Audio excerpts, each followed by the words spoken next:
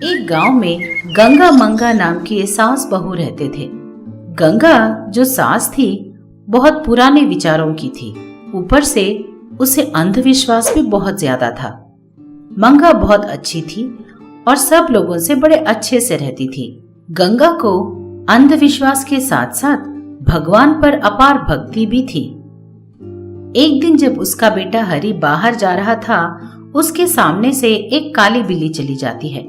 ये देखकर गंगा हरि से कहती है, अरे अरे अरे, इस काली बिल्ली को अभी जाना था क्या?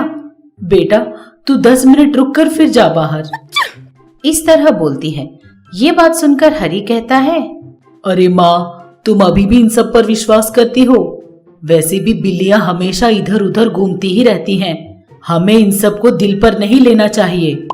तब गंगा बोलती है, तू चाहे जो भी बोल ले, मगर तुझे 10 मिनट बैठकर ही जाना होगा। इस तरह बोलती है। तब हरि बोलता है, माँ, वहाँ कलेक्टर सब आ गए हैं माँ। मैं अगर जल्दी नहीं पहुँचा तो हमें हमारे खेत पर लोन नहीं मिलेगा। इस तरह बोलता है, लेकिन गंगा वो नहीं सुनती। हरि अपनी माँ की बात नहीं टाल पाता, इसलिए 10 मिनट बैठकर उसके बाद निकल रहा होता है। तभी अचानक कोई छींक देता है। ये सुनकर गंगा हरि से बोलती है, अरे बेटा, किसी ने छींक मार दी। तू थोड़ी देर और रुक जा, फिर जाना।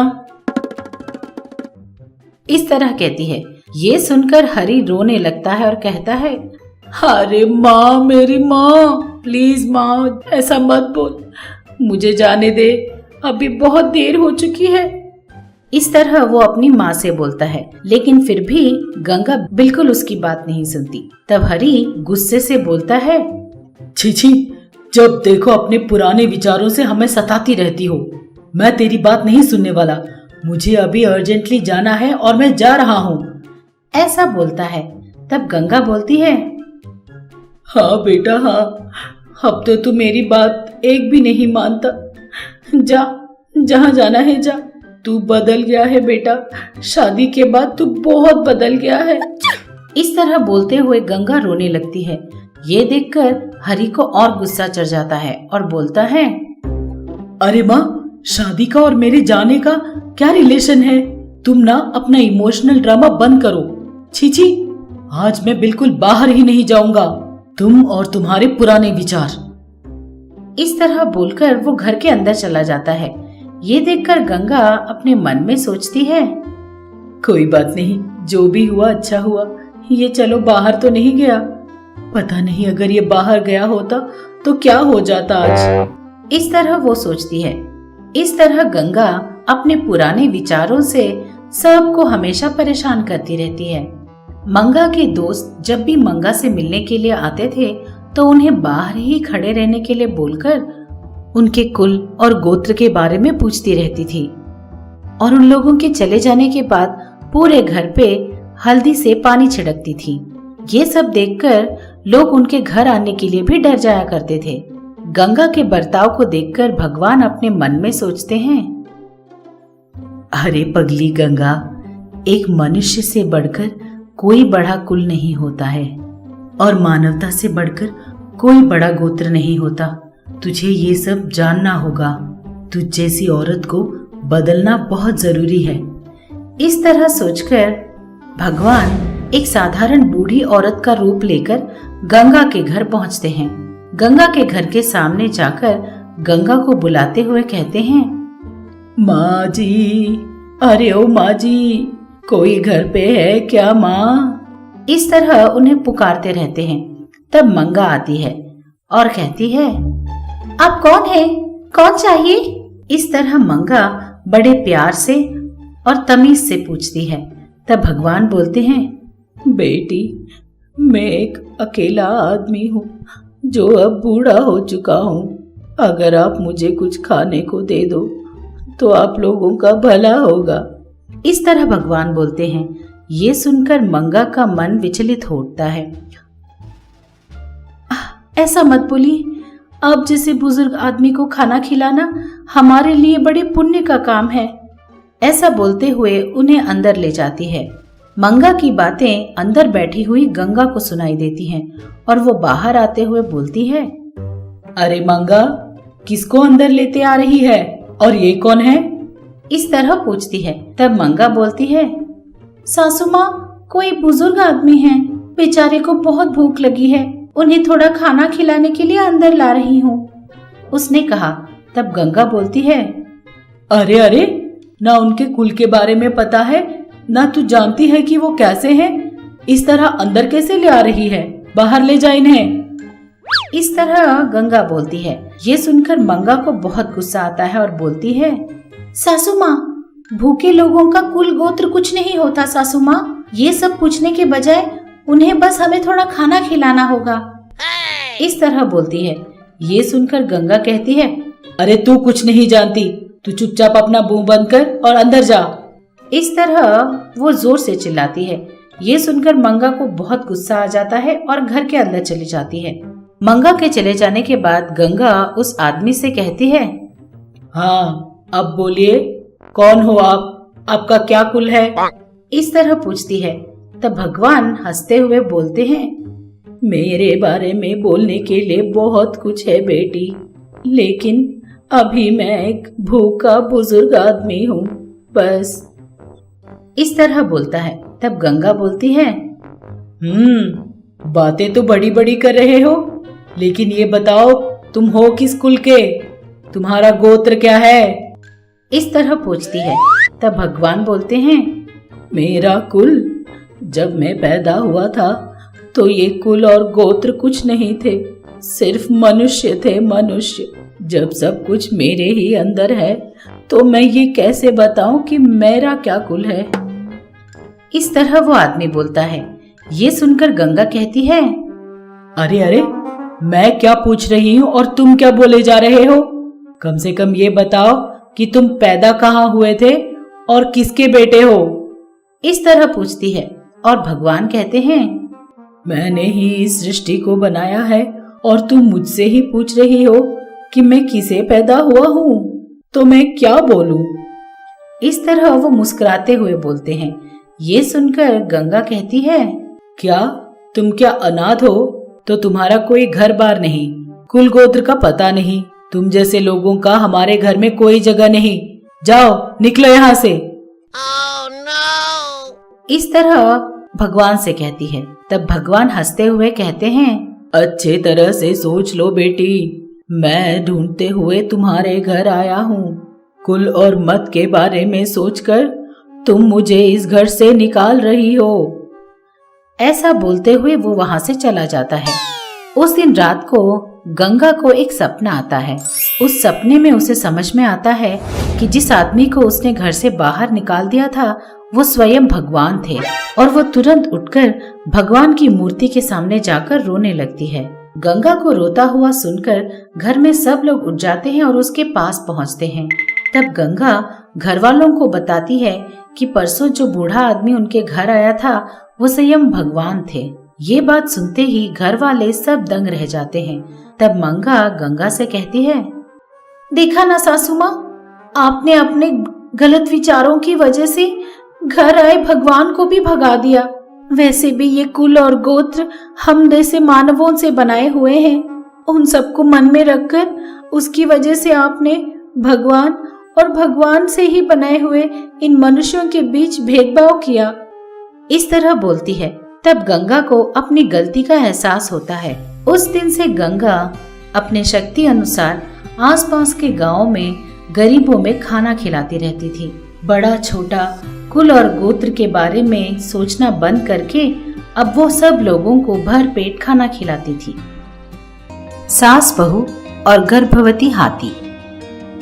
एक गांव में एक हाथी गर्भवती थी, लेकिन अचानक उसका मालिक बीमारी की वजह से मर जाता है। इसके कारण उस हाथी का ख्याल रखने वाला कोई नहीं होता। बेचारी उस दिन से अपना पेट भरने के लिए आसपास के गांव में घूमती रहती थी, लेकिन बेचारी को खाना देने वाला भी कोई नहीं था। एक दिन कुछ शैतान बच्चे उस हाथी को केला खिलाते खिलाते उसके पैरों में क्रैकर्स बांध देते हैं और उसे जला देते हैं। उस वजह से बेचारे उस हाथी के पैर जल जाते हैं।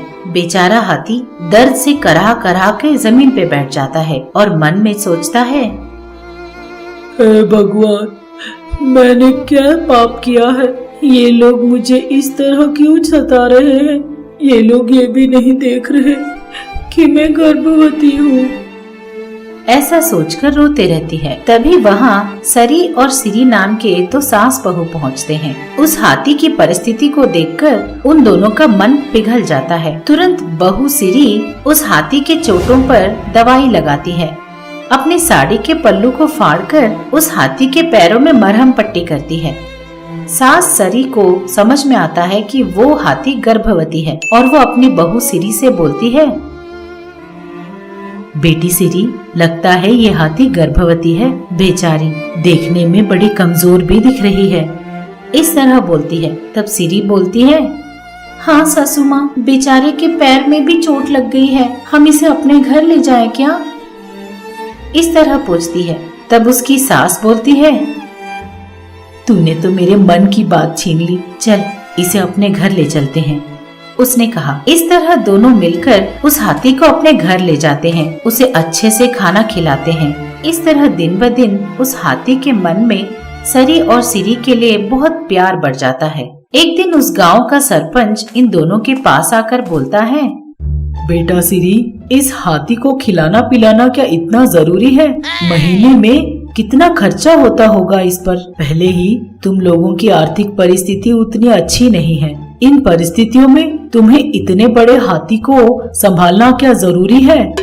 इस तरह सरपंच पूछता है। सरपंच की सारी बातें पीछे से हाथी सुन रही थी। तब सिरी सरपंच से बोलती है, सरपंच जी, मैं जानती हूँ कि आप हमारा भला ही चाहते हो और ये सब आप हमारे भले के लिए ही कह रहे हो, लेकिन हमें माफ कीजिए। इस हाथी को हम ऐसे नहीं छोड़ सकते। उस हाथी से हमारा बहुत अच्छा कनेक्शन हो गया है। मुश्किल होगी तो कोई बात नहीं, लेकिन फिर भी वो हाथी हमारे साथ ही रहेगी। इस तरह उन्हें बोलकर अंदर चली जाती है। तब सरपंच सरी से बोलता है, माँ जी, वो तो छोटी बच्ची है, उसकी समझ में नहीं आता। कम से कम आप तो इस बारे में सोचिए, उसे समझाइए। आपके लाख मना करने पर भी ये हाथी आप लोगों पर एक बोझ ही तो है। इस तरह बोलता है। तब सरी बोलती है, आपने जो कहा वो सच है। ये हाथी हम पर एक बोझ ही है। हम मना नहीं कर रहे, लेकिन अब ये मेरी बेटी जैसी है। भले ही बेटी घर में एक बोझ हो, लेकिन उसे बाहर तो नहीं भेजा जा सकता है ना सरपंच जी। कुछ रिश्ते जितने भी मुश्किल लगे या बोझ लगे, लेकिन उन रिश्तों को निभाना ही पड़ता है ना। इस तरह बोलती है। ये बातें सुनकर हाथी अपने मन में सोचती है, कितने भले लोग हैं ये लोग, मेरे लिए इतना सब कर रहे हैं। मैं इन लोगों के एहसान मैं कितने भी जन्म ले लूं, मगर इनका एहसान नहीं चुका पाऊंगा। इस तरह अपने मन में सोचकर उसकी आंखें भर उठती हैं। इस तरह कुछ दिन बीत जाते हैं। बारिश के मौसम में तूफान की वजह से बहुत बारिश होती है। इस कारण उस गांव का बांध टूट जाता है। गांव के लोग उस पानी को रोकने का बहुत प्रयास करते हैं। वो लोग रेत की बोरियां लाकर उस बांध को बनाने की कोशिश करते हैं, फिर भी वो लोग उस पानी को रोक नहीं पाते। तब उनमें से एक आदमी सरपंच से बोलता है, सरपंच जी, ये सब क्या हो रहा है? हमारे गांव में इतनी बड़ी बारिश क्यों हो रही है? लगता है ये बांध अब टूट ही जाएगी। एक बार ये अगर टूट गई तो पूरा गांव पानी में डूब जाएगा। इस तरह बोलकर वो आदमी दुखी होने लगता है। ये बात सुनकर सरपंच सबसे कहता है, आप लोग तुरंत जाकर और रेत की बोरियां लाइए, रुको मत। इस तरह बोलता है। तब सिरी, सरी और वो हाथी वहाँ पहुँचते हैं। सिरी जब देखती है कि सब लोग उस बांध को रोकने की कोशिश कर रहे हैं, तो वो हाथी से कहती है, तुम्हें किसी भी तरह इन सबको बचाना ही होगा। जाकर उस बांध को रोक ले। इस तरह बोलती है। ये सुनकर हाथी तुरंत एक बड़े से पेड़ को अपनी सूंड से तोड़ देता है और उस पेड़ को उस बांध के सामने लगाकर पानी को रोकने की कोशिश करने लगती है। ये देखकर सिरी सरपंच से बोलती है, सरपंच जी, पानी का बहाव बहुत तेज है। मेरा हाथी उसे ज्यादा देर तक नहीं रोक सकेगा। हमें जल्द से जल्द जाकर पूरे गांव को और आसपास के लोगों को वहां से खाली करवाना होगा। इस तरह सिरी बोलती है। सरपंच सिरी की बात मानकर तुरंत जाकर आसपास के गांव वालों को और उनके गांव वालों को खाली करवाते हैं। सारे गांव वाले सुरक्षित गांव से बाहर निकल जाते हैं। लेकिन जैसा सब लोगों ने सोचा था, हाथी उस बहाव को रोक नहीं पाती। थोड़ी देर बाद पानी का बहाव और ज्यादा बढ़ जाता है और पूरा बांध टूट जाता है। उसकी वजह से बेचारी वो गर्भवती हाथी पानी में डूब जाती है। ये देखकर सारे गांव वाले जोर जोर से रोने लगते हैं। अरे अरे, हमारी जान बचाने के लिए आई हुई हाथी अब इसी पानी में डूबकर मर जा रही है। अरे रे। इस तरह सब लोग रोने लगते हैं। तब वहाँ खड़ा सरपंच तुरंत गांव वालों को बुलाकर एक बहुत बड़ी लकड़ी पकड़कर हाथी के पास डालने की कोशिश करते हैं। इधर सरपंच उस लकड़ी को हाथी के पास डाल रहे होते हैं और सिरी जोर जोर से चिल्लाते हुए हाथी से कहती है, मेरी प्यारी हाथी, इस लकड़ी को पकड़ो, हम लोग सब तुम्हें बाहर निकालने की कोशिश कर रहे हैं। इस तरह से चिल्लाती है। ये बात सुनते ही हाथी उस लकड़ी को पकड़ लेती है। तब सारे गांव वाले दम लगाकर उस हाथी को पानी से बाहर निकाल देते हैं। हाथी को पानी से बाहर निकालने के बाद उस हाथी से सरपंच बोलते हैं, मुझे माफ कर दीजिए, मैं तुम्हें इस गांव से भगाना चाहता था, लेकिन आज तुम्हारी वजह से ही पूरा गांव जिंदा है। मैं पूरे गांव वालों की तरफ से तुम्हारा बहुत बहुत शुक्रिया अदा करना चाहता हूँ। इस तरह सरपंच कहते हैं। तभी वहीं खड़े वो शैतान बच्चे उस हाथी के पैरों पर गिर जाते हैं और बोलते हैं, हमें माफ कर दीजिए, हमने उस दिन आपके पैरों पर क्रैकर लगाकर बहुत बड़ी गलती कर दी, लेकिन आज तुमने हम सबकी जान बचाई। We are very very sorry, हम लोगों को माफ कर दो। इस तरह वो रोते रोते बोलता है। तब वो हाथी उन सबको माफ करके अपने सूंड से आशीर्वाद देती है। इस तरह उस गांव के लिए वो हाथी अब एक हीरो बन गया था और सारे गांव वाले उस हाथी को बड़े प्यार से देखने लगते हैं।